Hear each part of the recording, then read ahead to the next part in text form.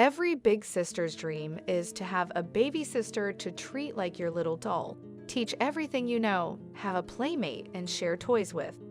What they don't bargain for is a baby sister who not only want to share your husband, but take you out of the picture completely by any means necessary. Hi guys, and welcome back to Crimeco, where we break down some of the most gruesome true crime cases from all over the world, giving you the most up-to-date detailed information. If that sounds like something you are interested in, be sure to subscribe and don't forget to give this video a like. A like from you really helps me create more content for you, so thank you. Let's dig in. Saba and her older sister, Seema, were born in the Netherlands and spent their childhood there. In 2009, when Saba turned 18, the two of them moved to the United Kingdom. They traveled with both of their parents as well as their two brothers. In 2011, the Khans began to experience significant life changes, which occurred a couple of years after they relocated to the United Kingdom. Hafiz Rehman, Seema's future husband, was introduced to her. Hafiz Rehman was 3 years older than his wife, Seema, and 10 years older than Saba. Seema was introduced to her future husband. He had recently relocated from Pakistan to Luton and was making do in a residence that was already overcrowded. Soon after getting married, Hafiz and Seema welcomed 4 children into the Khan family home, joining Saba, her brothers, and both of Saba's parents. Saba was now a part of the Khan family.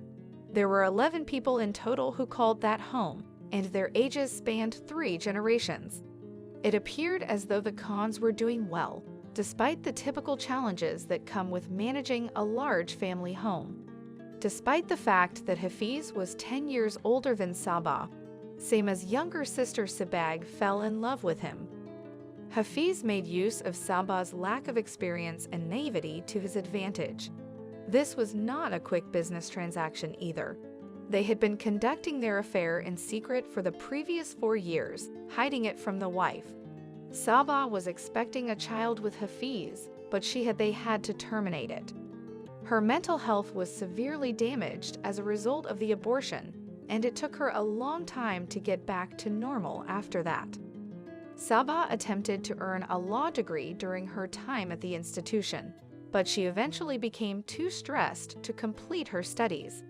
In the end, she decided to withdraw from school. She also developed intense feelings of jealousy toward her sister's marriage, and as a result, she started reading her sister and her husband's phone texts in order to gain insight into their intimate interactions. If Hafiz refused to have sexual relations with Saba, she would go so far as to threaten to hurt herself. Hafiz was told by Saba that their relationship would not be altered no matter how horribly Hafiz treated her. "Nothing in the world can change my affection for you. My love for you grows deeper and more profound with each passing day." Saba was under the false impression that Hafiz was more infatuated with her than he actually was. Hafiz's intention was to use Saba for sex, rather than for a romantic connection. Hafiz did not assist Saba maintain her illusions by, at one point, asking a local imam if he could legally marry Saba as his second wife. This did not help Saba maintain her delusions. The individual who presides over the Muslim congregational prayers and serves as a source of spiritual guidance for the community is known as the imam. Hafiz was informed by the imam that it is prohibited Islamic law to marry 2 sisters at the same time, since doing so may inspire feelings of competition and envy among the participants. In 2016, Hafiz, who was 37 at the time, and Seema, who was 34 at the time, made the decision to move out of the family home and into their own flat in a separate section of Luton. When Saba found out that the man who had been the love of her life was leaving her, she was utterly devastated. She believed that the only way to achieve the man she desired would be to entirely eliminate Seema from her life.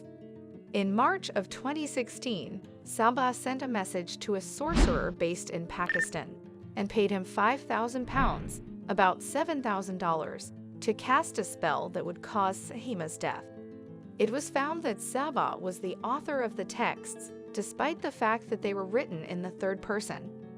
One of them said, "You finish off Seima as quickly as possible so my Saba can get her Hafiz back."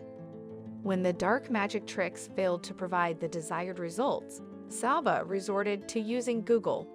3 months prior to the murder of Seima, she began searching the internet for poisonous snakes and reading an article titled 16 Ways to Kill Someone and Not Get Caught. Both of these activities were done online. A number of other searches were conducted to examine additional modes of murder. Saba required access to a murder weapon in order to carry out her plan. Therefore, on May 16, 2016, she went to a Tesco store to look for a knife to use in the kitchen. She purchased some additional products so that she wouldn't appear to be acting too suspiciously. Finding a time when she and Seima would be alone at home was the only thing left to do now that she has the tools necessary to carry out the murder. She quickly located the ideal opportunity, which occurred on May 23 at the Luton Central Mosque, when all of the adults living in the Khan home went there to pay their respects during the burial of a neighbor at the mosque. Saba was given the responsibility of watching for Semaia's 4 children. All of them were younger than 7 years old. Seima, who worked as a caretaker for senior citizens, was required to report to work that evening. While Saba was at home alone with the children, she did additional research on Google. She researched how long a Muslim burial would take in order to have an idea of how much time she would have to plot and carry out the attack on her sister. Around 10 o'clock in the evening, Saba put her plan into action by sending a text message to Seima in which she said that one of her daughters was being difficult, crying, and refusing to go to sleep. After assisting a patient, Seima did what any other responsible parent would do and went straight home. She was completely unaware that her younger sister was hiding nearby in order to surprise her. When Seima arrived home an hour later, Saba was waiting for her and leaped on her. After shutting off the lights in preparation for an assault that would last for an unbelievable 8 minutes, Saba had been hiding in total darkness as she waited for the moment to launch her assault. They counted 68 separate stab wounds on the victim. Seima passed away instantly as a result of her injuries, but Saba continued to stab her with the knife even after she had already passed away. After hearing their mother scream, the aunts, nieces, and nephews were up in the attic sobbing. The attack was so vicious that Seima's hand was cut, and a head was almost entirely ripped from its body. With her older sister's body still lying in a pool of her own blood, Saba's next plan was to stage a fake break-in at the house they shared. Saba smashed the glass on the front door from the outside to give the impression that an intruder had broken in. Then, she walked upstairs and threw jewelry boxes over in an attempt to make an accusation that a thief was involved in Seimia's murder. Saba removed her blood-stained clothing, placed it in a garbage bag, and hid it beneath her bed, along with the unwashed murder weapon. Saba did not wash her hands after the murder. After making sure that everything was in place for the staged heist, Saba called her father first, then called an ambulance, and then called the police. Saba was unhappy and crying when the police arrived, but as the talk progressed, she became more composed. It seemed as though she was becoming so preoccupied with the lie that she was saying that she forgot to be upset. She stated that she was in the bathroom taking a shower when she heard a pounding sound coming from the basement. She went downstairs and found her sister laying in the glass. She ran over with a scarf to cover the cuts and put an end to the bleeding as soon as she saw her sister. During a period of time, Saba was not considered a suspect in the murder of Seima Khan, but rather a key witness in the case. The aggressive breaking in and assault gave the impression that the offender was powerful and macho. A week later, the police discovered the garbage bag in Saba's bedroom. Inside, they discovered the filthy murder weapon, bloodied clothing, and shards of glass from the front door window. Shortly after that, Saba's position changed from that of a key witness to that of a primary suspect in the investigation. When the police analyzed Sabah's mobile phone records and browser history, they discovered that she had been corresponding with a black magician in Pakistan, in addition to all of her illicit texts with Hafiz. This was discovered after the authorities reviewed Sabah's mobile phone data. During the course of his interrogation by the police, Hafiz made an attempt to place the blame for initiating the affair on Sabah.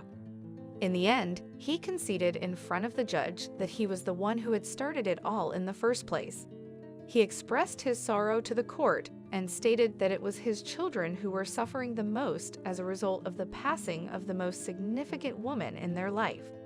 Hafiz continued by saying, "We have been left with a gap in our lives, and we can only pray that she is resting in peace." A detective chief inspector from Bedfordshire named Adam Gallup said, "This is the worst nightmare that any family could ever imagine." Sabah desired that her sister continue living. She desired to regain custody of her children as well as her spouse.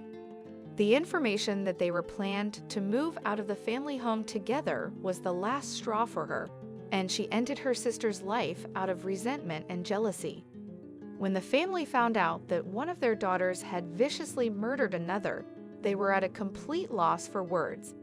They have been through a terrible ordeal, and we are relieved to have received the guilty plea today when it was handed to us. The family will continue to receive our support.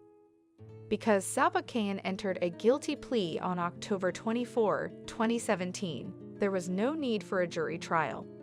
Sabah received a sentence of life in prison, with a mandatory minimum period of 22 years, from the Honorable Christopher Moss QC. In 2018, Sabah Khan's legal team submitted a petition requesting that her minimum sentence of 22 years be reduced. The appeal was not allowed to proceed because the judges who sat on the Court of Appeal did not believe that the judge's minimum sentence was excessively harsh. As a result, the mandatory minimum sentence of 22 years that was imposed upon Sabah will continue to be carried out, and she will be incarcerated until at least the year 2039. In your opinion, what could have been done differently? How could this tragedy have been avoided? What went wrong in raising Sabah? I know for a fact that the husband played a huge role in letting this happen, but Sabah definitely had a heart of steel to completely eradicate the existence of the natural love that she should have for her own sister for a stranger she met few years prior. Let's take the discussion to the comment section and see you guys on the next one.